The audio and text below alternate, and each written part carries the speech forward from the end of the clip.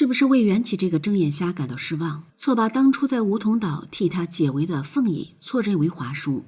更气人的是，华叔明明知道不是自己，还恬不知耻地冒认功劳。那么缘起何时才会发现华叔不是自己的恩人？实际上，真正的恩人就是凤仪呢？答案将在凤仪再度归来，成功登位为凤凰之后揭晓。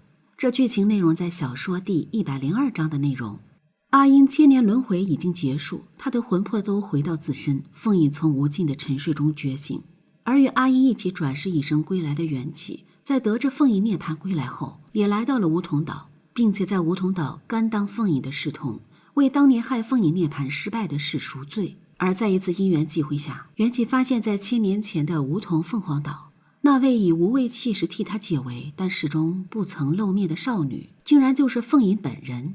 当时的凤仪尚未练成涅槃化形时，是否已经能够凭借元神幻化为人类形态？缘起向姑姑凤渊请教证实此事。凤渊颔首道：“确实如此。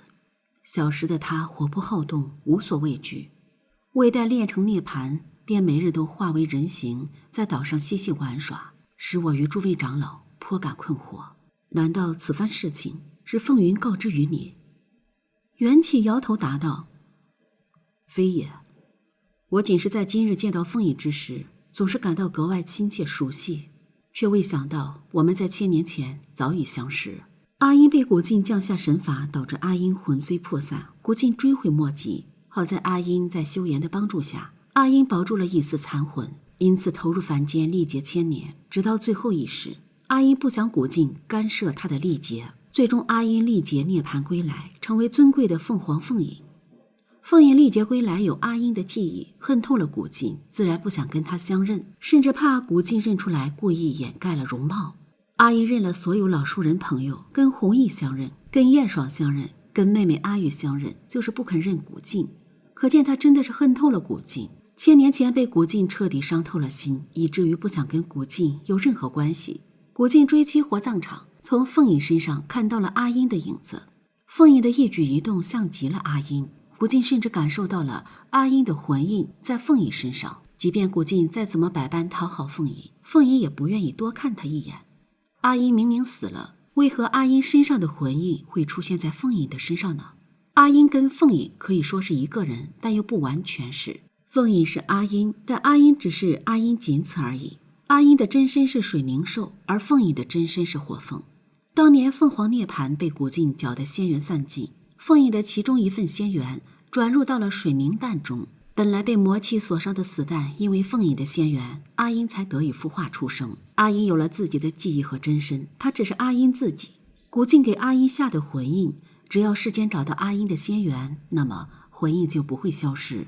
阿英其实已经死的，早在被元神剑劈落的那刻，阿英就不复存在了，有的只是凤仪最后的一丝仙缘而已。所以说，古镜当初给阿英打入的魂印，阿英的肉身消散，但寄生阿英体内的那份凤仪仙缘没有消散，所以古镜的魂印其实是打入到凤仪的那份仙缘上。凤仪的最后一份仙缘归位，凤仪涅槃归来，所以他的脖颈上自然会出现阿英的魂印。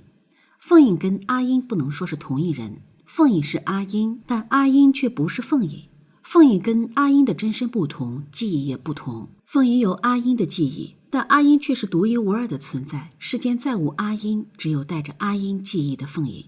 凤仪的性格跟阿英性格完全不同，凤仪强势，跟阿英一点都不像。缘起以为自己只是认错而已，却没想到一次的偶然邂逅，凤仪的这个举动，古镜还是认出了阿英。凤仪即便不想承认自己就是阿英，可她的记忆却不会骗人。她虽然恨透了古镜，但还是很留恋之前跟古镜那些美好的记忆。比如古镜在凡间娶阿英，送阿英竹蜻蜓为聘礼，阿英心里乐开花。如今的凤仪也回忆起了那段幸福的过往，也玩着竹蜻蜓。就是凤仪的这个举动，楼下的古镜才认出了凤仪就是阿英。凤仪掩盖容貌，因为玩竹蜻蜓的举动，还是被古镜认出来了。凤仪不想再逃避古镜，索性就承认自己就是阿英。可凤仪依然对古镜视而不见，跟修言和三生石叙旧。古镜伤情地看着凤仪离去，古镜迟来的深情真的不值一提，难怪凤仪不想跟古镜再有任何纠葛。虽然也很同情古镜，毕竟国靖为阿英做了那么多，到最后还是深深伤害了阿英。国靖不解释，也不怪凤野对国靖狠心绝情。